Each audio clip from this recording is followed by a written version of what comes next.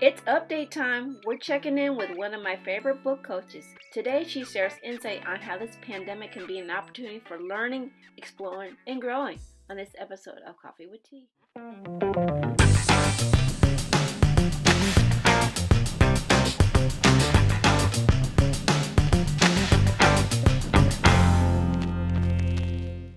Welcome, my friends, to another episode of Coffee with Tea.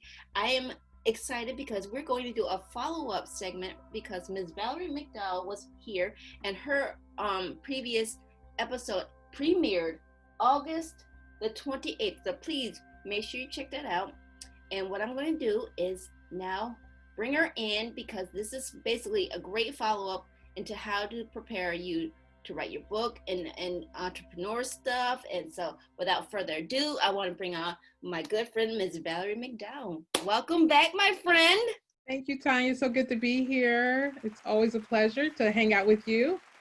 It's always a pleasure to talk to you because, like I said, you inspire me with just all the stuff you got going on. You said you had 7 books you were working on. Now you were down to 6, and then you told me we are back up to 7. So congratulations. And how has that been going?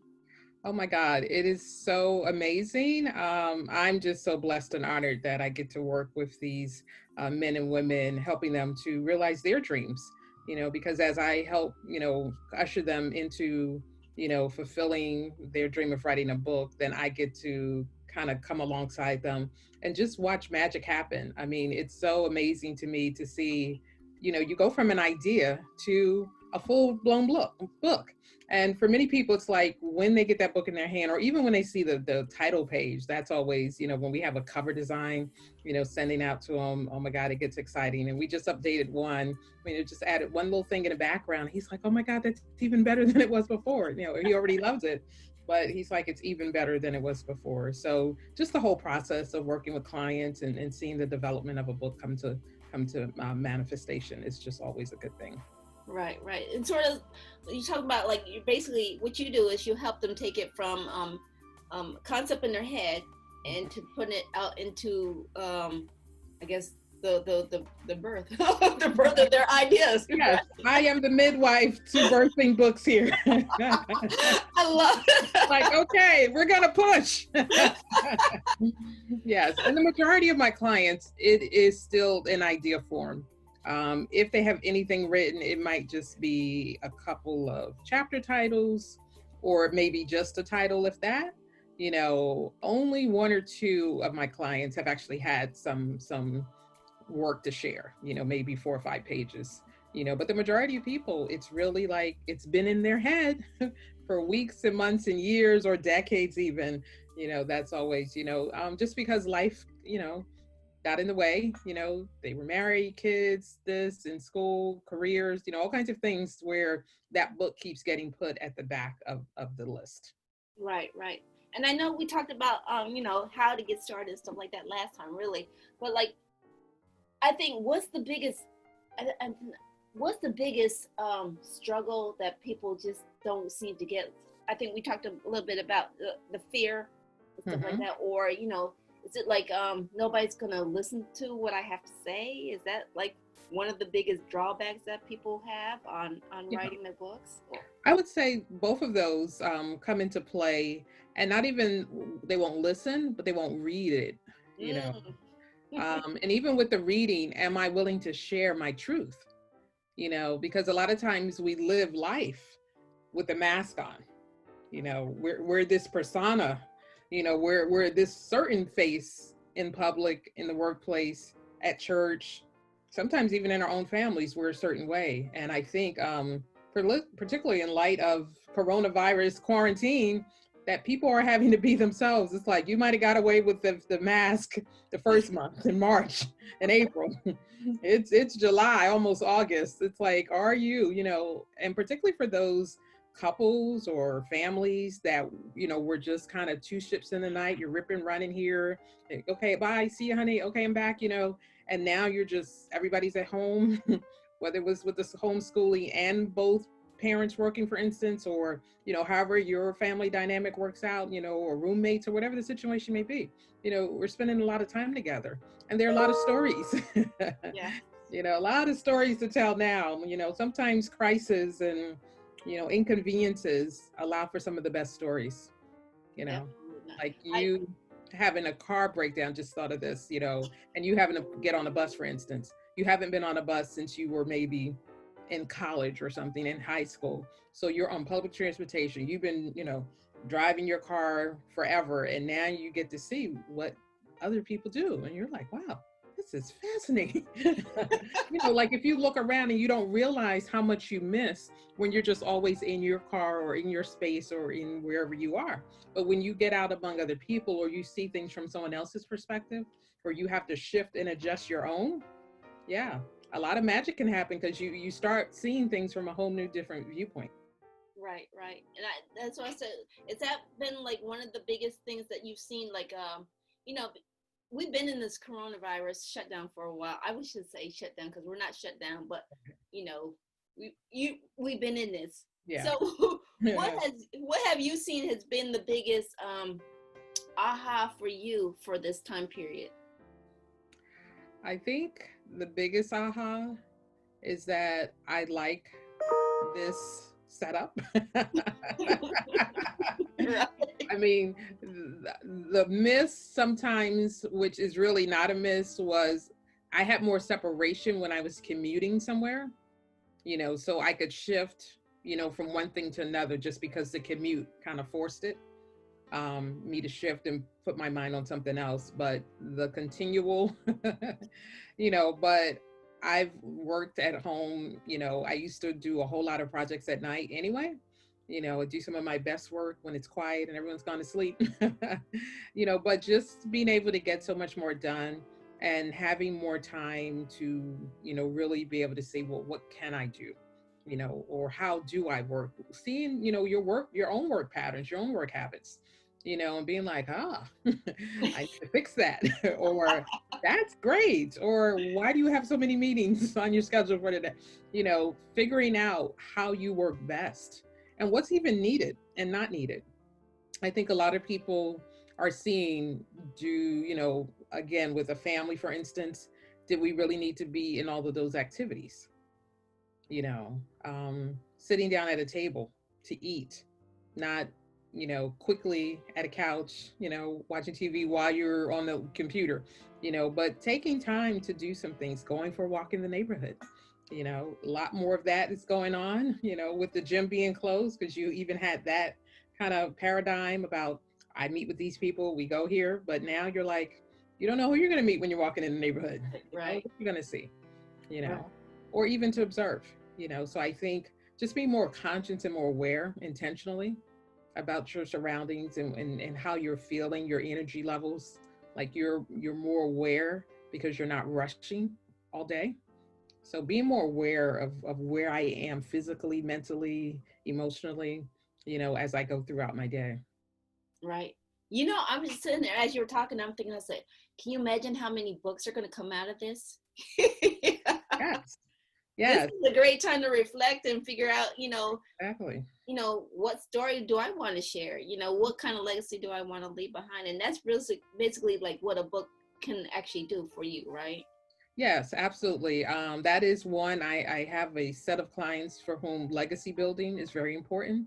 And so being able to leave something behind, as our country reckons with a lot of our history, a lot of people who, I know my parents' generation, those before, they didn't really talk about certain things, like they literally never talked about it. My parents are from the South and they came up north, they were part of the Great Migration. And so there are things I'm hearing now at my very lovely double digit, double nickel age that I literally have never heard. It's like, but I mean, the culture and the way things were, you just didn't talk about it. And so to hear these stories, but also to validate that, no, this is important. No, let's talk about, let's share this. Let someone know what you went through and how you were able to accomplish it and get through it. That we come from great stock, of people who have gone through, terrible things, but still are here, that we are still here, still doing great and mighty things. And so, I mean, I love those kinds of stories, those overcoming stories, those stories of triumph. and to be able to share with your kids, your grandkids, your great grandkids, that, yeah, this is what we were able to do. Like, yeah, we had nothing. With Drake's song, started from the bottom, now we're here. Like, literally, we were at the bottom, and even if you just moved up a little bit, like, we had nothing. Right. So to hear some of these stories, or even, other things, people have gone through, medical situations, and even how you're dealing with loss, even in this time. Many people have lost family members, and people they know, and during this time. So, the new way to grieve, that's a book there. How to grieve when you can't be close. Okay, who wants that title? I'll take it. I got some books in the work. So just to piggyback, like, it's so many stories, like you said, that can come out of this, that and how you use them, how you use this time particularly will determine where you end up. Right. Well, you mentioned the double nickel thing. So and I know in those times, because I'm about at the I'm almost at the 50 mark. I ain't gonna lie. So I was like, you take this time, huh? What is fun? Come on in. Hey, I'm coming. I'm dipping my toe in. But with that being said, I think there's a time where we hit I said a reframing in our lifetime. Is that something that you think at your wisdom that you would like to share? That for those who are coming, all my great wisdom. Yes, I am 55 and proud of it, my dear. Okay. And I would say that I'm excited because I keep finding new things, new experiences I want to have. Like, I don't feel like it's over. Like, gone are the days of sitting in a rocking chair and rocking till you're gone. It's like, people, my family lived at like 99 and 105. So I'm like, I'm only halfway there. So it's like, I got time to get some stuff done, and so being, curious, being interested in a lot of different things, being an interesting person. It's like having a lot of different skill sets and interests. Like, I read all kinds of things. I was a friend mentioned, we were talking about musicals, of which Hamilton, is the big one that's out now. Right. But I told her, like, I really like musicals, but only certain ones. Like, and I mentioned one I really liked, which was Fela, that came out maybe about 4 years ago. And she had never heard of it. And oh my God, it was like, now I have to go online and find it. Now I have to dance. Now I have to do this, because it's like, I love that kind of stuff. It energizes me. I just am inspired by it. Anything in the arts often inspires me. And just to see beautiful things, to see something done in a beautiful way, to see dancers moving their bodies. I was a dancer a real long time ago. I still got moves, but I'm gonna let the young ones have it right now. But it's like being able to keep learning, keep exploring, keep finding new ways to be all of you. Like, we often only tap into just little bits of us, like, we work our whole life, and then we retire, and then what? Some people say, I'm not doing anything else. I've already worked. My kids are grown. I've raised them. Like, they're not doing anything else. And that's it. But it's like, why let your brain stop functioning? Right. It's like, when now you have more time to do some things maybe that you didn't get to do. Like, this is a great time to see, what would I do now? That I have the time. How can I improve myself? Learning, being always teachable is a great, mindset to have. That there's always more to learn. Something new, exciting. New people to meet, travel, see the world. I want to live until I die. I want to live until I die. That's definitely, yes. Yeah, that's definitely, I think one of the greatest things I think about this time is the time to sit down and reflect about where you've been and where you'd like to go. So, I mean, like I said, there's always something to learn, something to grow. Like you said, there's always something out there. So what would you encourage those who are about to hit the 50? What would you say? Prepare yourself for. I say embrace it. The freedom. I remember 40. And 40 was like, okay, I'm 40. But 50 is freedom, baby. I went to Europe for 3 weeks when I hit 50. Okay. And I had the best time.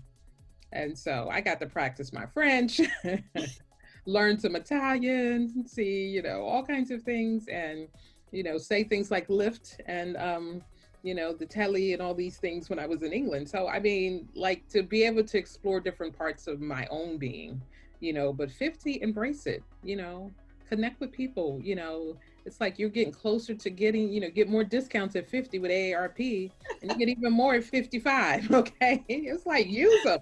$8 off, I'll take it. Free brunch, I'll take it. It's like, and age is just a number. It's like use it from the, chronological age, get the benefits of that. But you're a avid walker and exerciser, so you've already got confident strides going on. Keep your body moving, because if you keep your body moving, then you keep the energy and the oxygen in your body. Your mind is still functioning. Keep exploring, keep doing. Don't stop. Right. 'Cause once we stop doing and moving, then life starts getting a little stagnated for us. And that's the thing with our brain, or with our minds too, because I know your mind is a muscle as well. So if you're not, Exactly. working on it and expanding it, it's I wouldn't say you lose it, but you There's some capacity lost. Yeah. yeah, you're a little struggling on how to keep your creativity flowing. So Yeah, I heard something a long time ago, and it's about the word. They were talking about TV, but it's like it's meant for amusement. And muse means to think. So you add that a in front of it, amuse, then you're not thinking. So don't do things where you're not thinking too much. Okay, like watch TV, but don't watch it all the time. A lot of elderly people watch a lot of TV. And then their mental capacity tends to deteriorate, or they're mixing all kinds of stuff they've watched all day. right.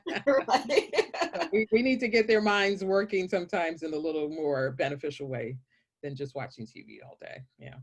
Right. Well, I have enjoyed this conversation, and I want to remind people, where can people find more information about you, your services, and what you do? All right. Well, I am Valerie McDowell, your writer, editor, and book coach accelerator. I work with writing challenge clients, helping them get their stories told and their books published. You can find me on www.power2excel, power to excel, or my Facebook page is Book Coach Accelerator. Okay, Book Coach Accelerator.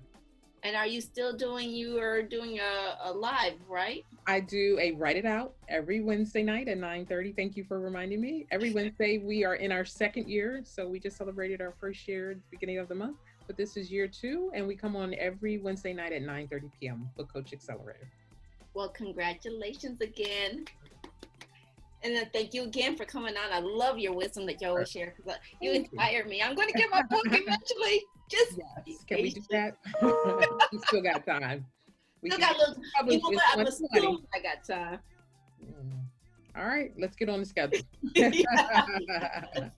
Yeah, so again, thank you for tuning in. And I also want to remind everybody that feedback is always welcome. Please email us if you have any guests or show ideas. Links are always posted in the comments to all of Valerie's things that she mentioned, her website, her Facebook page, all those things. I said, check those out. Also, if you enjoyed this episode, we'll know by you giving us a thumbs up and leaving us a comment. And if you are enjoying the insight that you're receiving and you find it valuable, please hit that subscribe button. And also remember, keep things in stride, go with the flow, and create your own path. And again, thank you for joining us here on this episode of Coffee with Tea. We'll see you next time. Share with us, what was one of your takeaways from today's show? Post your answers in the comments.